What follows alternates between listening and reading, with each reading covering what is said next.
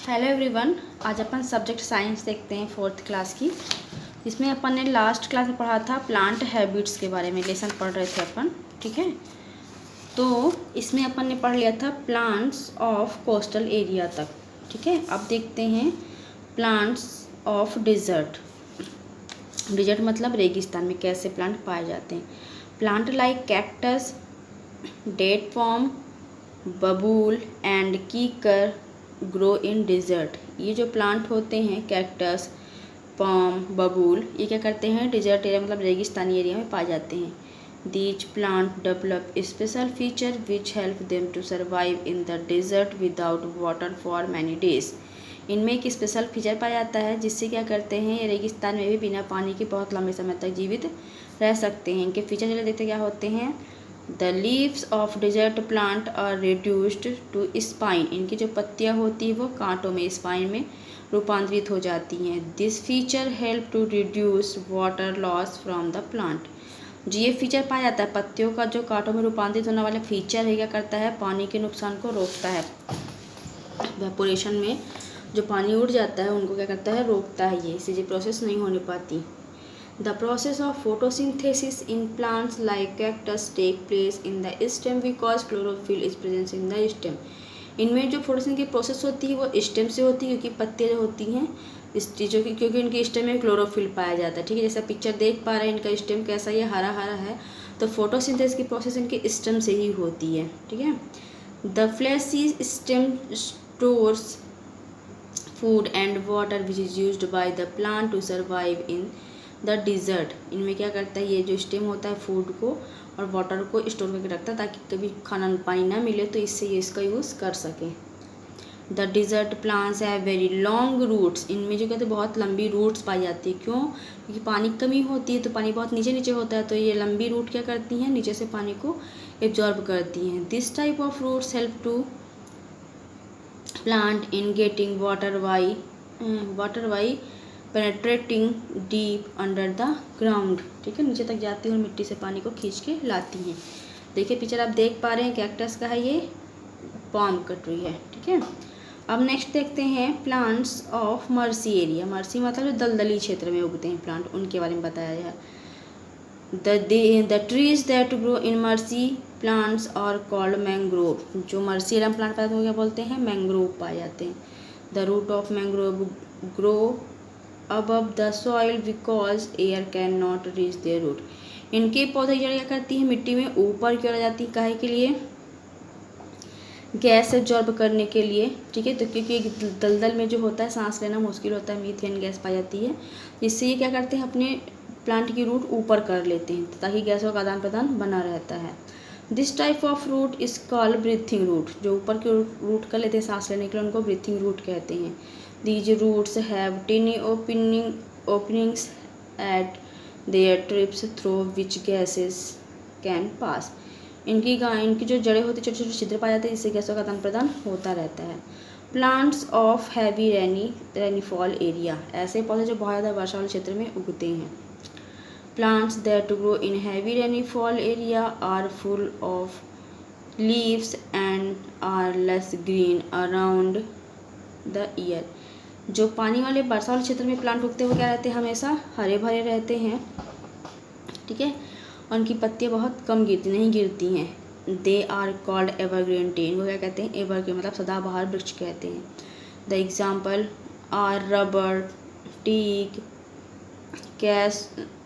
Cashew nut and pepper trees. Some smaller plant that grow in heavy rainfall area are sugar cane, cotton and rice. ये जो plant होते हैं picture में भी आप देख पा रहे हैं, ये सारे प्लांट क्या होते हैं बहुत ज़्यादा वर्षा वाले क्षेत्र में उगते हैं या इनको बहुत ज़्यादा पानी की ज़रूरत होती है। ठीक है, अपने आप को सर्वाइव करने के लिए। नेक्स्ट देखते हैं एक्वेटिक और वाटर प्लांट। एक्वेटिक मतलब जो पानी में पौधे उगते हैं, ये भी लिखा हुआ वाटर प्लांट भी इनको बोलते हैं। ठीक है, plant that grow in water are called aquatic plant. जो पौधे पानी में उगते हैं उनको एक्वेटिक प्लांट्स बोलते हैं। Aquatic plants can further be divide into three groups में उनको बांटा गया है। एक होता है फ्लोटिंग प्लांट्स, दूसरा होता है फिक्स्ड प्लांट, तीसरा होता है अंडर वाटर प्लांट। ठीक है, तीन प्लांट होते हैं वाटर वाले। एक फ्लोटिंग माने तैरते रहते हैं, एक पानी में फिक्स रहते हैं और एक अंडर पानी के नीचे होती हैं। चलिए देखते हैं फ्लोटिंग प्लांट्स क्या होता है। These plants float on the surface of the water as their root, stem and body are light and spongy। ये पौधे क्या होते हैं, पानी में तैरते रहते हैं। इनका जो स्टेम होता है और बॉडी होती है बहुत ज़्यादा लाइट वेट की होती है और स्पंजी होती है। Their stem are reduced and root are not well developed. इनके स्टेम और ज़्यादा डेवलप नहीं होते हैं।